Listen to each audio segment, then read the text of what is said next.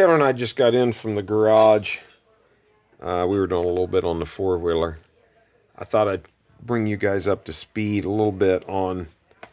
I have some subscribers that might not know the history of how I got started doing this. I had Taylor rate down the other day, or not Taylor, but me. I helped him. He's my editor.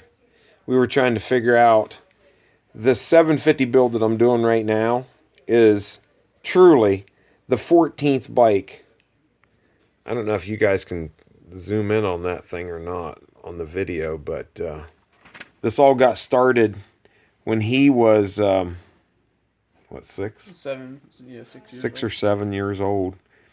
I had a Chinese buggy that was 60 inches wide, and I wasn't allowed to take it to the Perry State Forest. So I built a Honda 250X into a little dune buggy. And we rode it 2 or 3 times. But then it got converted. I took that dune buggy body and put a 300X motor on it because the 250X, if you realize, doesn't have electric start. It was a kickstart. It had reverse, though. And then I put the 300X motor on it, which was the 2.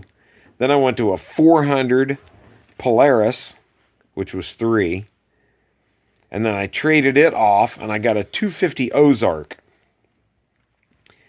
The funny thing about the 250 Ozark was that it was... I had to use 6-inch wheel spacers in the back to get it out to 50 inches wide, but it's still out there. The kids are still riding it. Mark Trout. Yeah, Mark Trout's kids. And then I traded it off on a 400EX, which my 400EX videos are... I think I did put the 400EX video. They were on your old channel. They were on the... High-Tech 12. Yeah, Mr. High-Tech 12, which is just Mr. and then Keith backwards 12. When Google took over YouTube, they took my password away from me, so I couldn't get to any of those videos to edit them, nothing. If you go there to watch those, you have to suffer through commercials. I don't have commercials on mine. I didn't monetize nothing, so. And then after the 400EX, I did a 350 Rancher, which, man, we rode the piss out of that thing. We had a ball on it. Still runs. And then after the 350 Rancher, I traded it off, but I bought outright a Polaris 500 Outlaw. That was the first independent suspension one that I did. I ended up selling it, and the fellow that I sold it to, I built a 700 KFX for him. Out of all the ones I've done, I did 3 builds. My nephew, I did a 250 Kawasaki Mojave. There's some video on there from it where we did some rides. That's the one that he flipped that thing clear up on its top. And, of course, the KFX 700 that I built. And I've still got it. It's in the garage. That's my back road bike. That's the only bike that we've ever done 2 versions of. Yeah. Right. The 750 KFX is the only one I've ever done twice. And that thing's a beast. I'm going to keep it. It'll pull the front wheels off the ground if you watch the video on it. And then I got an 850 Polaris Sportsman. I traded it for the 350 Rancher. That Sportsman had been totaled. I had to put the Whole right rear on it. Yeah, the whole right rear was ripped clear off of it. The wheel, the spindle, the caliper, the A-arms. Lower A-arm was the only one that was left. Yeah. Rode it home. But it was, and the only reason I didn't keep that 850 Sportsman was because I didn't have a title for it, so I couldn't use it.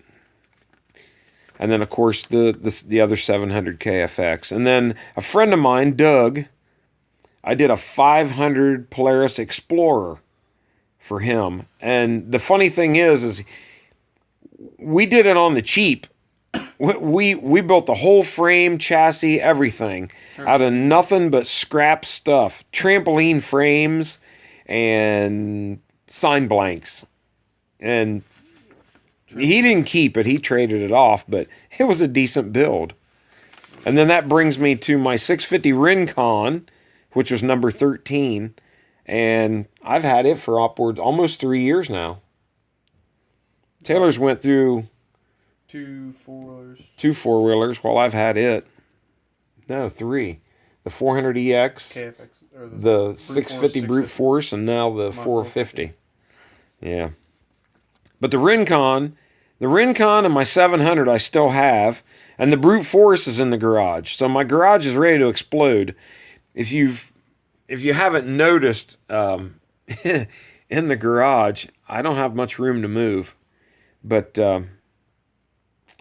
last night I didn't video anything because it was just mundane stuff. It was putting the air box back on, putting the vents to the CV drive, putting the battery box back in, spark plugs, and what else did I do? Oh, I put front brake pads on it. I've changed the oil in the front diff, and I've got the oil out there to change the oil in the rear diff. But tomorrow, which is Saturday, I'm going to dive headlong into doing the subframe, and I'll get started on the exo cage.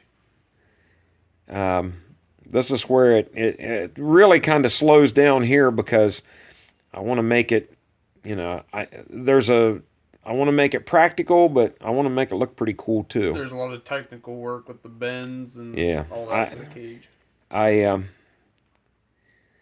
The problem with side-by-sides is you can never see over the damn nose of the thing, so when you come to a hill, you almost have to get out to look over. I'd like to get I want to keep the seating low so the center of gravity's low, but I want to keep the seating so I can see over the nose of the thing too. So that's just a little bit of the history, involved. I didn't know I know I've got some viewers that are pretty dedicated to watching the video, and I wanted to give them some background into how this all got started. And this is number 14. If this wasn't fun, there wouldn't be 14 of these on this page. We have had a blast building them and riding them. Going places that people say, "Oh, bring your golf clubs for that golf cart." Yeah.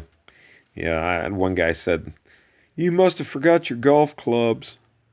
He didn't realize that my golf cart would run 70 miles an hour. So, all right, just a little bit of background. I appreciate you guys watching, and if you got any questions, I'll try to answer any questions you got.